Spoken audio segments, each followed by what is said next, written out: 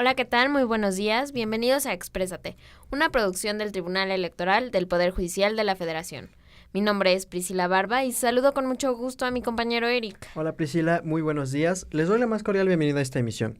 El día de hoy vamos a hablar de un tema que es muy interesante actualmente para la juventud y que se ha visto que se va perdiendo conforme la tecnología ha avanzado.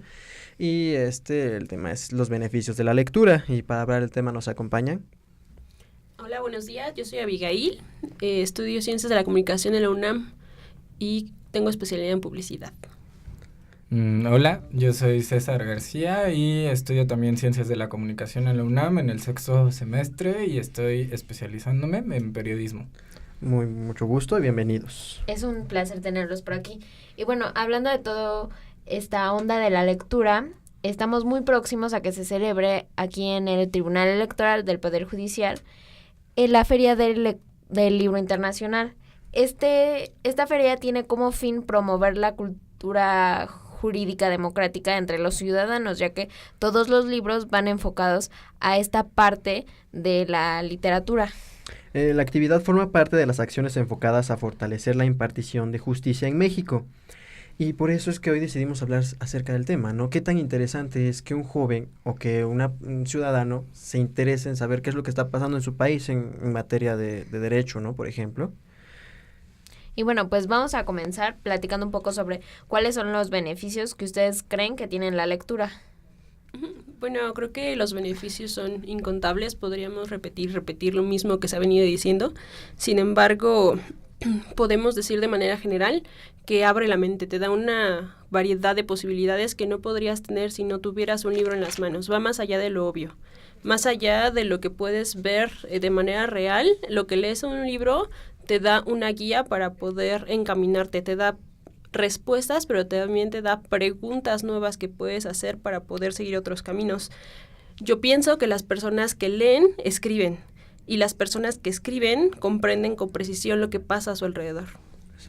Exacto, la lectura es una intromisión no solo en uno mismo, sino también en los otros. Es decir, en el ámbito de la teoría de qué es la promoción de la lectura y por qué es importante leer, aparece mucho este tema de darnos la oportunidad de reconocernos como individuos y también reconocer al otro, porque claro, a través de las lecturas uno tiene la posibilidad de saber qué es lo que está pasando en otros entornos, aunque Claro. puedan ser ficticios, pero que finalmente están presentes ahí, ¿no? Y entonces, claro, ahí hay como una gran parte del beneficio de la lectura, que es intentar comprender al otro, ahora que lo dicen por el lado de la impartición de justicia y la creación de la democracia en nuestro país, creo que está muy ligado, porque es eso justamente, aprender a comprender al otro, y eso creo que es un ejercicio democrático. Y aparte mencionas un tema muy importante, la fantasía, ¿no? Así es. Yo creo que esta es la parte más bonita de la lectura, porque cuando te metes, por ejemplo, en una novela fantasiosa, ¿qué es lo que te empiezas a imaginar? Pues cómo son los personajes, ¿no? Cómo son los paisajes. Y yo creo que es el momento en el que como que te malviajas y dices, no, esto es muy padrísimo. U otra cosa, por ejemplo, te das cuenta cuando alguien lee o no lee, ¿no? Su forma de hablar, su forma de escribir, es muy probable. Y yo me he dado cuenta que en la lectura uno es cuando aprende a escribir realmente o a leer, ¿no? A comprender las cosas, como se ha mencionado ahorita. Pero ahorita ustedes actualmente, ¿qué libro están leyendo? Bueno, yo estoy en proceso de leer el libro de Un Mundo Feliz, que se trata sobre la utopía perfecta, ¿no? Sin embargo, se pone entre comillas la palabra utopía porque se elimina todos los objetivos, se elimina la familia, se eliminan los sentimientos, inclusive los padres son una aberración, ¿no? Mencionar la palabra padre en el libro es como decir una grosería en el mundo real en el que estamos, ¿no? Entonces, tú te ubicas en ese mundo y dices, ¿cómo sería mi vida si estuviera en una situación así? Y si realmente lo que piensan que es una utopía funcionaría en un mundo real como el que tenemos. Bueno, y yo estoy leyendo En busca del tiempo perdido, de Marcel Proust. Es el primer tomo, que se llama Por el camino de Swan, que en realidad esa es una lectura compleja. Es decir, no es fácil leer a un tipo que decidió ponerse a escribir qué sería recuperar ese tiempo perdido. Y ni siquiera sabemos si en realidad está recuperando ese tiempo perdido, sino que en realidad es este viaje por las vivencias pero además lo hace con una descripción excepcional de detalles, ¿no? De lo que está a su alrededor. Es decir, este autor, lo que está relatando en el libro es su percepción del mundo a través de los sentidos, ¿no? Muchas veces nos olvidamos de esa parte, nos metemos un poco en una esfera de lo teórico y nos olvidamos que la vida es eso que pasa mientras nosotros estamos encerrados en la academia, quizás. Entonces es un libro muy interesante, ¿no? Que nos ayuda a rescatar lo humano. ¿Tú, Eric? Yo actualmente, bueno, he terminado de leer el Corán, que es un libro religioso. Me interesó mucho por el tipo de cultura, ¿no? Y porque un día llegué y me pregunté, bueno, ¿y por qué todos dicen que los musulmanes son terroristas? ¿Quiénes son los musulmanes y qué son, no? Y entonces un día iba a representar a un país en un modelo de Naciones Unidas, en un simulacro, a un país árabe, que era Jordania, ¿no? Y me dijeron que para entender a esos países tenías que entender su religión.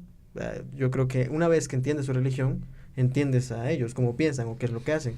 Entonces me puse a leerlo y me encontré con cosas súper interesantes, que tal vez aquí en el mundo occidental en el que nos encontramos es así como tabús, ¿no? Así de, claro. Wow, ¿cómo pueden hacer eso? ¿Por qué está eso, no? Pero todo tiene una razón de ser, como pues, cualquier otra cosa.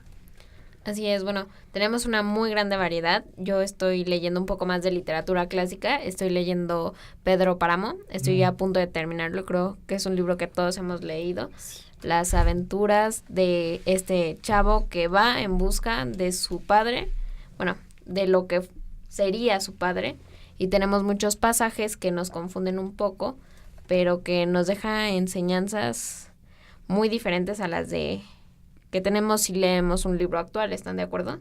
Sí. Bueno, pues vamos a ir a nuestra primera pausa y ya regresamos para comentar un poco más sobre los libros.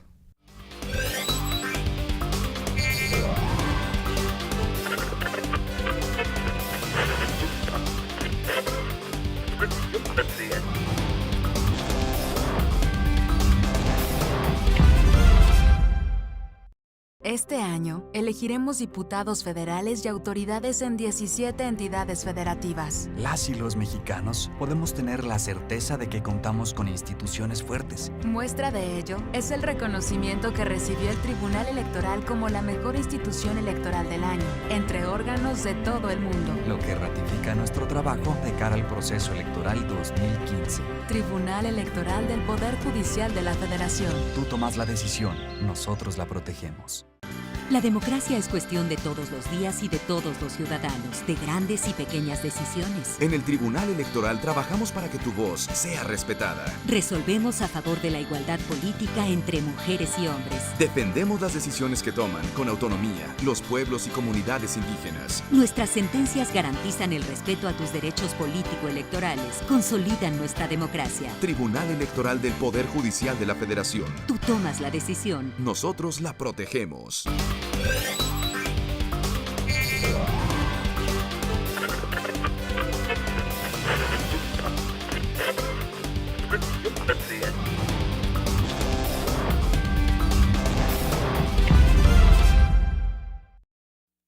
Y ya regresamos, estamos hablando sobre los beneficios que nos trae la lectura. Estábamos hablando hace un rato de los libros que estamos leyendo y cuáles son estos beneficios. Ahorita vamos a seguir con el aprendizaje que nos ha dejado el libro. ¿Ustedes qué creen que hasta ahorita los ha marcado el libro? ¿Cómo les ha cambiado la vida? ¿Un libro que nos haya marcado? No. El aprendizaje que te ha dejado este libro. El libro que acabamos de mencionar. Uh-huh. Pues precisamente eso, imaginarte en un escenario diferente y las posibilidades que tendrías y las limitaciones que tendrías, ¿no? O sea, tú vives como en un mundo en el que ya lo conoces como tal, ¿no? Y sabes a qué te tiene y sabes cómo actuar. Sin embargo, en un mundo diferente, en este caso en un mundo feliz, como se podría decir, pues cambian totalmente las reglas. Inclusive son diferentes, hasta la sexualidad se exhibe de manera diferente. Entonces podría ser también un mundo al revés, en el que tienes que adaptarte. Claro. Exacto. Y bueno, tal como lo dice Abigail, creo que también este libro de Marcel Proust abre puertas que uno no había reconocido antes. Es decir, en la narración el hombre vive como en el ensueño, pero a la vez está fuera de ese sueño y está enfrentándose constantemente a la realidad, pero él no está dispuesto a pensar en esa realidad, sino que la realidad se le presenta tal y como es, como una fuerza exterior. Entonces, claro, yo leyendo este libro pues me doy cuenta de eso, ese es el mundo que estamos viviendo, ¿no? Es decir, yo abro los ojos y sé qué tengo que hacer, ¿no? Pero en realidad no es tan fácil. Uno tendría que ponerse a pensar un poco y todo lo que no hice, ¿a dónde se fue?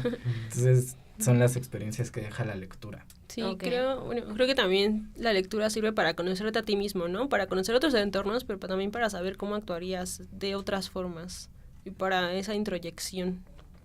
Claro, me parece muy importante lo que ahorita estaban rescatando con lo de los ambientes y cómo actuarías tú. Me parece muy importante que debemos de leer diferentes puntos de vista de los autores porque no nos podemos quedar con uno solo. Luego nos quedamos con uno solo y creemos que es el correcto, que entonces lo aplicamos para toda nuestra vida y ahí es donde podríamos caer en el error, ¿no? Sí, bueno, un pensamiento que yo siempre he tenido acerca de la lectura es que, por ejemplo, muchas veces tenemos que ser un poco realistas, que al momento de estar leyendo es la opinión de alguien, ¿no? Porque él no te está creando tu opinión, porque uno debe tener el criterio propio, ¿no? Claro. Es lo que yo siempre he dicho, ¿no? La identidad. Y el autor siempre te va a dar como la guía, una ayuda, ¿no? Te va a decir, yo pienso así, pero ¿qué es lo que tú piensas de lo que yo pienso? Prácticamente, ¿no? Entonces, así sería. Hablando de esto, de las lecturas que han realizado anteriormente, ¿cuál consideran la más importante en su vida y por qué? La más importante. O sea, que tú hayas dicho, no, esta lectura me hizo cambiar en algo. Bueno, voy a mencionar dos. Ok. La primera fue el libro que me hizo decir así como, sí, esto me gusta. Cuando era niña, mi mamá, eso sí, siempre me motivó, ¿no? Siempre así, todos los libros de edad para 10 años, enciclopedias, cursos de inglés, siempre todo así me lo orillaba, ¿no? Como que me leía cuentos, como que siempre me puso esa parte. Sin embargo, me acuerdo mucho que un día, buscando entre cajas viejas, ya sabes, ¿no? Cuando eres niño te gusta explorar y ver cosas, encontré un libro viejito. De esos con hojas amarillas, la portada gastada, las puntas dobladas, así, ¿no? Entonces, era un libro muy viejo, me acuerdo que escribía México con J, imagínense, ¿no? Bueno. Y era un libro para niños, sí, era para niños, se llamaba Mr. Misterio y compañía y trataba acerca de una familia itinerante que iba por los pueblos dando espectáculos circenses y de magia. Entonces a mí me llamó mucho la atención que en ese libro existía un día especial para los niños que era el día de Abracadabra, en el que los niños se podían portar mal, podían hacer lo que quisieran y nadie los iba a regañar, ¿no? Entonces yo decía, ay, wow, maravilloso, ¿no? Y es esa identificación que deben de tener los niños con la lectura. O sea, no puedes agarrar y esperar que un niño chiquito empiece a leer Octavio Paz o Pablo Neruda, ¿no? Tiene que haber como esa identificación y y que se desligue como esa connotación negativa que sí tienen con los libros, ¿no? Cuando tú le regalas a un libro a un niño, así es como lo peor en la vida, ¿no? Así que mejor me hubiera regalado calcetines y me sirven más, ¿no? O sea, la cara es así como de, ay, bueno, un libro, ¿no? Entonces también desligar esa connotación negativa y esa identificación con las lecturas que se le dan a los pequeños. Y bueno, yo una lectura que me haya marcado, creo que sin lugar a dudas, sería una novela que leí no hace mucho. En realidad debió ser el año pasado o algo así, que es El guardián entre el centeno, de Jerome David Salinger. Es un autor estadounidense, pero lo que plantea Salinger es, creo que desde una postura del existencialismo, ¿qué hago con esta libertad y qué hago con esta vida, no? Entonces, claro, hay un paso entre lo que es la adolescencia y entre lo que podría ser la locura. Pero claro, al leer este libro tienes la oportunidad de tener otra interpretación de lo que puede ser tu vida. Entonces, yo lo ubicaría como una de esas novelas de formación. Abigail mencionaba los libros para niños, que son muy importantes, y también están estos libros para adolescentes, ¿no? Entonces, hay como distintos géneros que podríamos ubicar para los libros, y entonces, sin lugar a dudas, El guardián entre el centeno me cambia la vida. ¿Tú, Priscila? Mi libro que me marcó, tiene años que lo leí, lo he leído creo más de 3 veces. Se llama Donde habitan los ángeles. Y es un libro padrísimo porque te narra como la historia desde chiquito de un niño que empieza a vivir con sus tíos y que en verano va ahí, pero que por cosas de la vida se tiene que quedar a vivir ahí. Entonces, a pesar de las adversidades, a pesar de todo, de la pobreza inclusive, el niño sale adelante y se convierte en un médico, puede llegar a curar a su tío de cáncer. Entonces es padrísimo porque te enseña como a nunca rendirte, y es ahí donde tienes como la perseverancia. Y pues cuando, no sé, estás en la edad correcta y lees algo así, tienes una influencia muy padre de valores positivos. Entonces me encanta ese libro, la verdad. ¿A ti, Eric? Yo recuerdo que, como anécdota así muy corto, en la secundaria pues a mí no me iban a dar la carta de buena conducta, porque era un tremendo, ya se imaginarán. Sí. Entonces ese día me acuerdo que me llamaron las coordinadoras y todo, fueron por mí y me dijeron, no, pues es que no te vamos a dar la carta de buena conducta para que salgas, y necesitas, si quieres obtenerla tienes que hacer tal. Ya, me dejaron mi tarea y el caso es que me dieron a leer el libro de los 10 hábitos de los adolescentes de Sam Covey. Entonces lo leí y a partir de ese momento fue así de, wow, qué padre. No, realmente me cambió la manera de ver las cosas, el trabajo en equipo, todo ese tipo de... Sí. Yo me quedé así de, ¿por qué no me lo dieron antes, no? Bueno, digo, me sirvió, y saliendo de la secundaria, pues sí, yo creo que ha sido el libro que más me pegó, ¿no? Así de, cambió mi forma de pensar y de ver muchas cosas. Aparte, ¿cómo lo vieron? Como un castigo, ¿no? O sea, Claro. era tu castigo porque Ajá. te portabas mal leer un libro, ¿no? Desde ahí ya empezamos a ver las bases de por qué no leemos. Sí, Exacto. porque- Sin embargo, yo creo que ese castigo me ayudó, me sirvió. Sí. Fue un castigo bueno. Y obtuve mi carta de buena conducta. Muy bien, vamos a nuestra siguiente pausa y ya regresamos.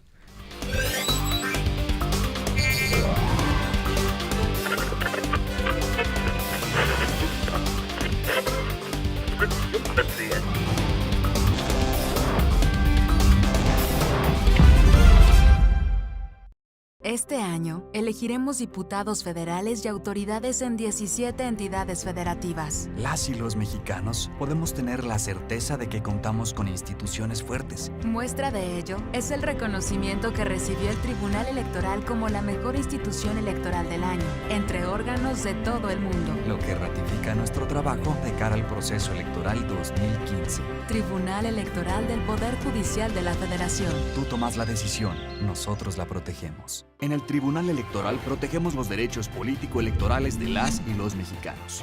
En los últimos 3 años atendimos más de 60,000 asuntos, 8 de cada 10 interpuestos por ciudadanos, y en este año resueltos en apenas 11 días. Trabajamos por la igualdad entre mujeres y hombres y por la autonomía de los pueblos y comunidades indígenas. Somos referencia para tribunales locales y extranjeros. Tribunal Electoral del Poder Judicial de la Federación. Tú tomas la decisión, nosotros la protegemos.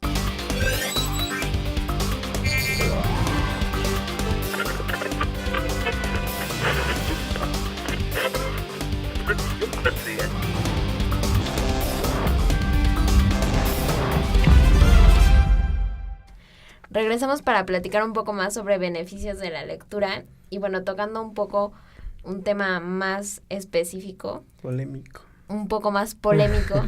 Se supone que en México, a partir de los 15 años, la población solo lee 2.3 libros al año. Ujú. ¿Por qué creen que en México leemos tan poco?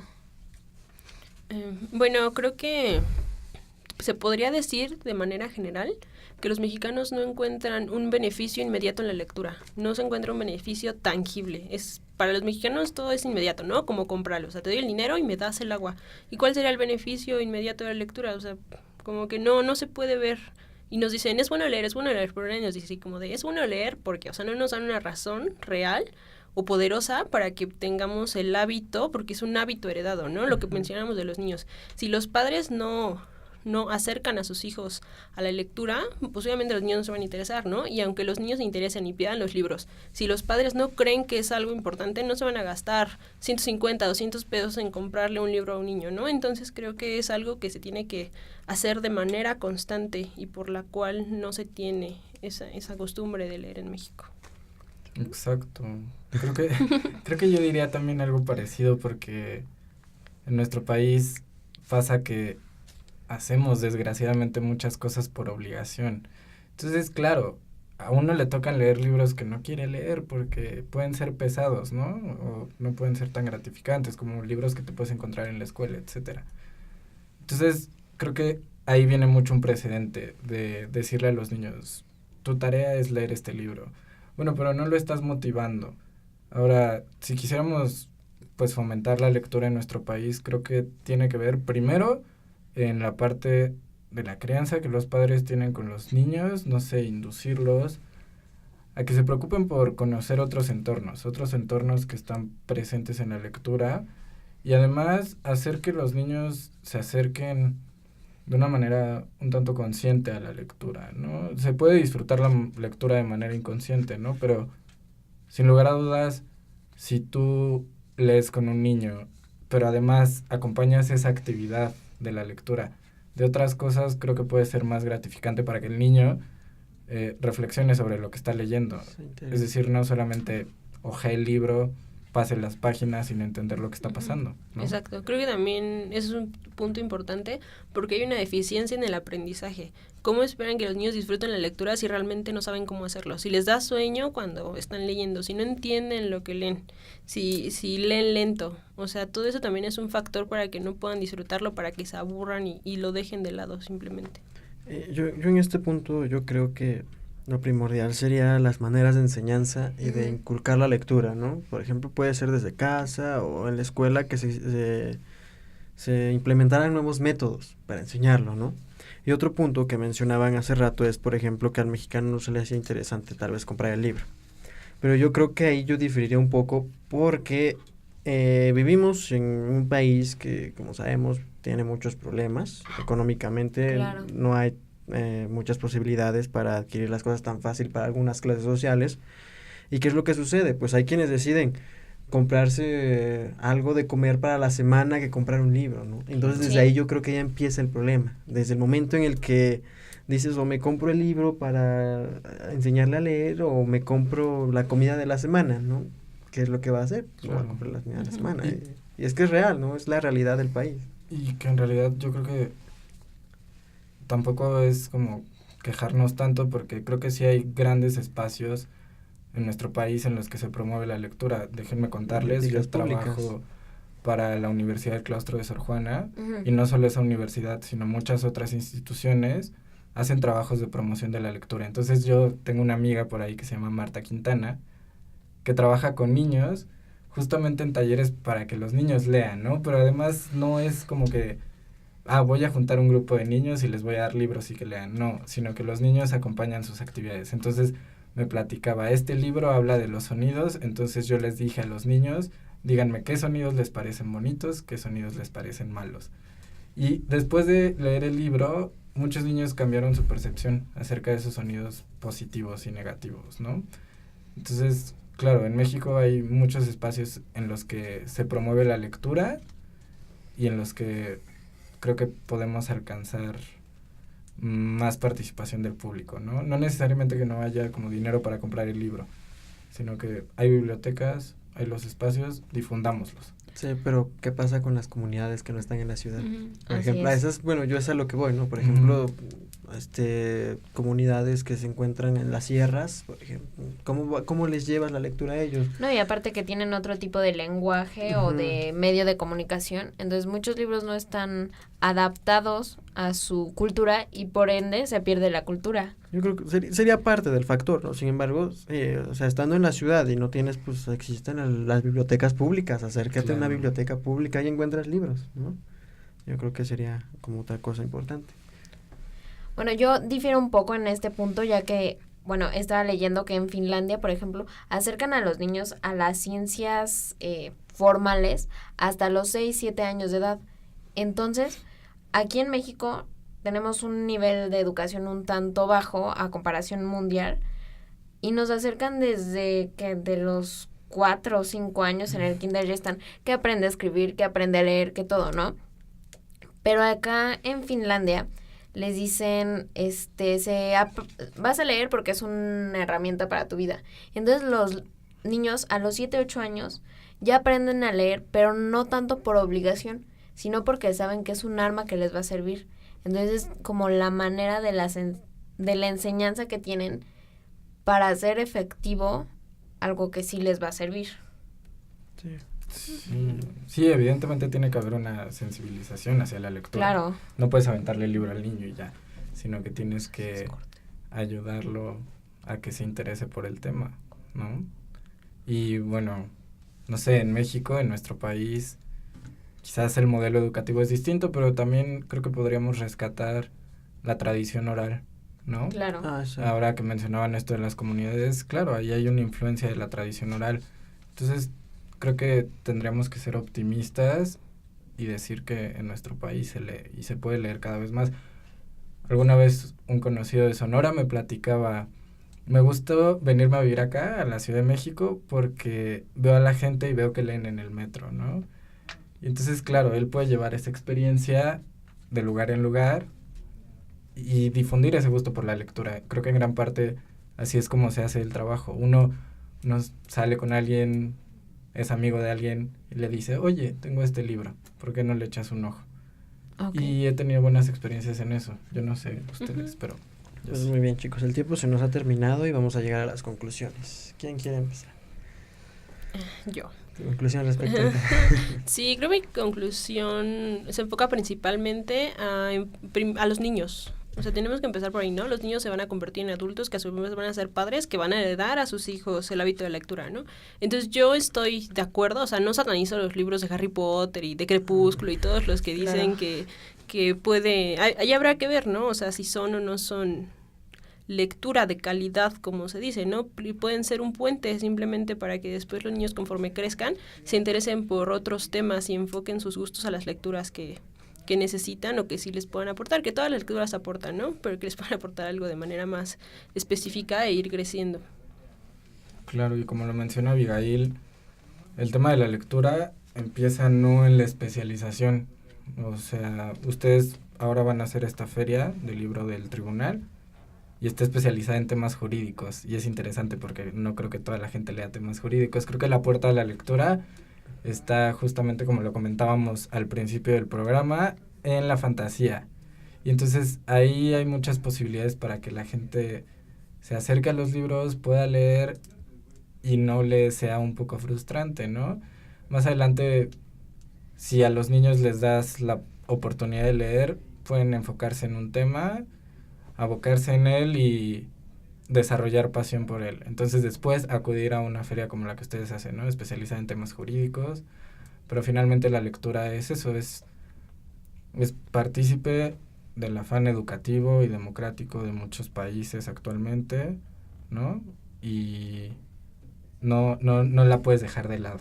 Claro. ¿No?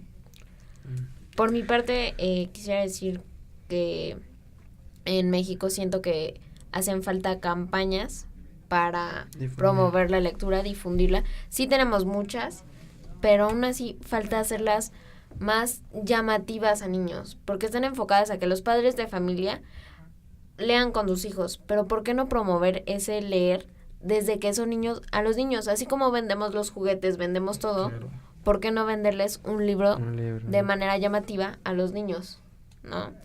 Y bueno, eso sería todo. ¿Tus conclusiones? Mi conclusión sería prácticamente que la lectura tiene que ser por gusto, no tanto por obligación. Y cuando al niño se le va a dar o se le va a enseñar a leer, yo creo que tiene que ser, pues, empezar, ¿no? Desde libros como fantasía, con dibujitos, en el que tú le vayas introduciendo unas 3-4 palabras y un dibujo, ¿no? Así como si estuvieras aprendiendo algún idioma. Y eso sería, yo creo que lo básico para que en algún momento, cuando él diga, bueno, es que esto tiene más, y ya le vas cambiando, ¿no? Ahora un dibujito más pequeño y más letras, y ya así lo vas introduciendo al mundo, mientras él se está divirtiendo y está imaginando con imágenes. Yo creo que sería una buena forma, ¿no? Es mi opinión, y mi conclusión sería eso, que la lectura tendría que inculcárseles y enseñarles que la lectura tiene que ser por gusto y no por obligación. Y bueno, pues se nos terminó el tiempo. Muchas gracias por su atención. Soy Priscila Barba. Y yo soy Eric Ortiz. Y los esperamos en una emisión más de Exprésate.